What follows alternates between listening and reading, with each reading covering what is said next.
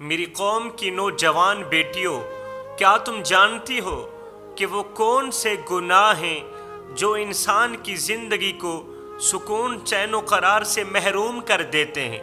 اللہ کی وہ کون سی نافرمانیاں ہیں جن نافرمانیوں کے کرنے سے تمہارا سکون پریشانیوں میں بدل جاتا ہے، تمہاری خوشیاں غموں میں بدل جاتی ہیں۔ آج آپ نے دیکھا ہوگا کہ میرے معاشرے میں ہر ایک نوجوان لڑکی اپنے رشتے کے لیے پریشان ہے، والدین نافرمان اولاد کی وجہ سے پریشان، شادی شدہ جوڑے اولاد نہ ہونے کی وجہ سے پریشان۔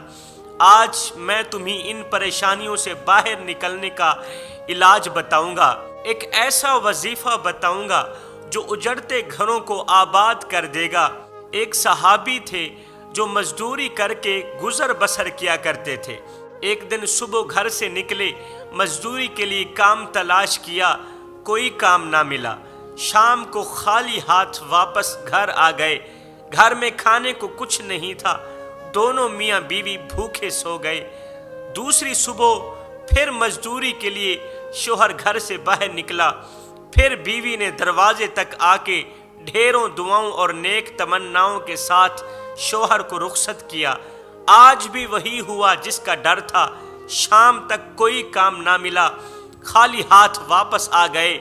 دوسری رات بھی بھوکے سو گئے کیونکہ گھر میں کھانے کو کچھ نہیں تھا۔ اگر وہ عورت آج کل کی عورتوں میں سے ہوتی تو کہتی تم بھوکے مرتے رہو، تم بھوکے مرتے ہو، مر جاؤ، میں تو اپنے میکے جا رہی ہوں، میرے ماں باپ زندہ ہیں، کوئی مر نہیں گئے۔ اگر انہوں نے مجھے جوان کیا ہے تو آئندہ کے لیے بھی میرے لیے روزی روٹی کا بندوبست کر سکتے ہیں، تیرے جیسے بھوکھڑی کے پاس رہنا فضول ہے۔ اگر وہ آج کل کی عورتوں میں سے ہوتی تو کہتی کہیں سے لے آؤ، حلال لے آؤ، حرام لے آؤ، مجھے تو بس روٹی چاہیے، مجھے تو بس کپڑا چاہیے، بس میری ہر ایک خواہش پوری ہونی چاہیے، میرے پاس اچھا موبائل ہونا چاہیے، میرے پاس اچھا گھر ہونا چاہیے، میرے پاس اچھی گاڑی ہونی چاہیے۔ چوری کرو، ڈاکہ ڈالو، حلال و حرام کی تمیز کرو نہ کرو، اس سے مجھے کوئی فرق نہیں پڑتا، بس مجھے تو مال چاہیے۔ پھر کیا کرتی؟ باہر جا کر دوسری عورتوں کے سامنے روتی، شوہر کے گلے شکوے کرتی کہ اس کم بخت کو تو میری کوئی فکر ہی نہیں، 2 دن ہو گئے ہیں میں نے کچھ نہیں کھایا، اور یہ شام کو خالی ہاتھ واپس آ کر رات کو بڑے مزے کی نیند سوتا ہے، خراٹے لیتا ہے۔ پھر کیا ہوتا ہے؟ شوہر کی خوبیوں پر پردے دے کر خامیاں بیان کرتی ہے۔ لیکن سنو، اس اسلام کی مقدس شہزادی کی داستان سنو۔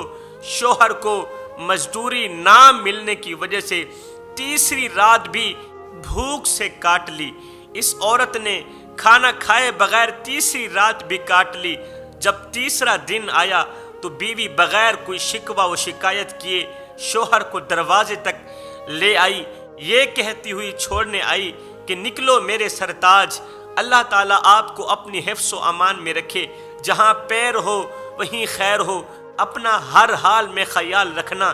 ہے جب شوہر گھر سے چند قدم باہر کو نکلے تو اچانک بیوی کو کچھ یاد آیا، کہا جی رکیے 1 منٹ، ذرا میری بات سن کر جائیے گا۔ شوہر واپس آیا تو کہا میں آپ کو ایک بات کہنا بھول گئی تھی، اس لیے میں نے آپ کو واپس بلایا کہ 2 دن 2 راتیں ہو گئیں ہمیں فاقہ کاٹتے ہوئے۔ اب بیوی نے شوہر کو آگے والا جو جملہ بولا وہ آج کل کی نافرمان اور ناشکری کرنے والی عورتوں کے لیے ایک بہت بڑا سبق ہے۔ بیوی نے کہا آج بھی اگر آپ کو کوئی کام نہ ملے تو کہیں میری بھوک کی وجہ سے آپ کوئی حرام لے کر مت آئیے گا۔ آج بھی اگر آپ کو کوئی کام نہ ملے تو کہیں میری بھوک کی وجہ سے آپ کوئی حرام لے کر مت آئیے گا۔ کوئی بات نہیں، میں تیسری رات بھی بھوکی رہ لوں گی، میں چوتھی رات بھی بھوک برداشت کر لوں گی۔ اے میرے سرتاج، میرے پاس لے کر آنا تو حلال کا لقمہ لے کر آنا۔ اگر آپ نے مجھے حرام کا لقمہ کھلایا تو قیامت کی صبح تک تجھے نہیں بخشوں گی، صرف کتے کا گوشت ہی حرام نہیں ہے، صرف کتے کا گوشت ہی حرام نہیں بلکہ حرام کی کمائی سے خریدا گیا بکرے کا گوشت بھی حرام ہے میرے بھائیوں۔ فرمایا جس وقت بھوک سے نڈھال عورت اپنے شوہر سے حلال کا لقمہ طلب کر رہی ہوتی ہے، حلال کا تقاضا کر رہی ہوتی ہے، اس وقت وہ اللہ کے بالکل قریب ہوتی ہے۔ سنیے اس بابرکت عورت کی داستان۔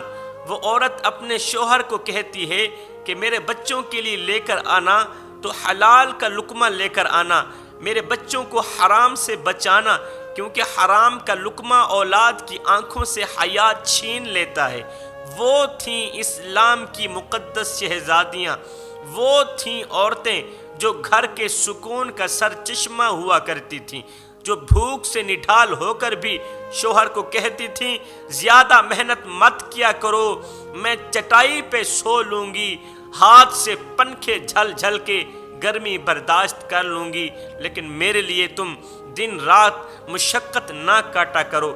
جب اس صحابی نے میرے حضور علیہ السلام کو بیوی کی یہ باتیں سنائیں، بیوی کی یہ خوبیاں بیان کی، تو تمام صحابہ اس کے اس جملے پر رشک کرنے لگے کہ بیوی نے کہا تھا اگر تو نے مجھے حرام کا لقمہ کھلایا تو قیامت کی صبح تک معاف نہیں کروں گی۔ یہ سنتے ہی میرے نبی نے فرمایا اے صحابی جا اپنی بیوی کو خوشخبری سنا کہ اللہ نے تیرے لیے جنت میں ایک خوبصورت سا عالی شان محل کھڑا کر دیا ہے، اللہ نے تیرے لیے جنت میں ایک خوبصورت سا عالی شان محل کھڑا کر دیا ہے۔ دین اسلام کی نظر میں سب سے اچھی بیوی وہ ہے جو دین کے معاملے میں خامد کی مدد کرے، اچھی بیوی وہ ہے جس کو دیکھتے ہی شوہر کا دل خوش ہو جائے۔ یاد رہے خوبصورت بیوی کو دیکھنے سے آنکھیں خوش ہوتی ہیں، جبکہ خوبصورت بیوی کو دیکھنے سے دل خوش ہوتا ہے۔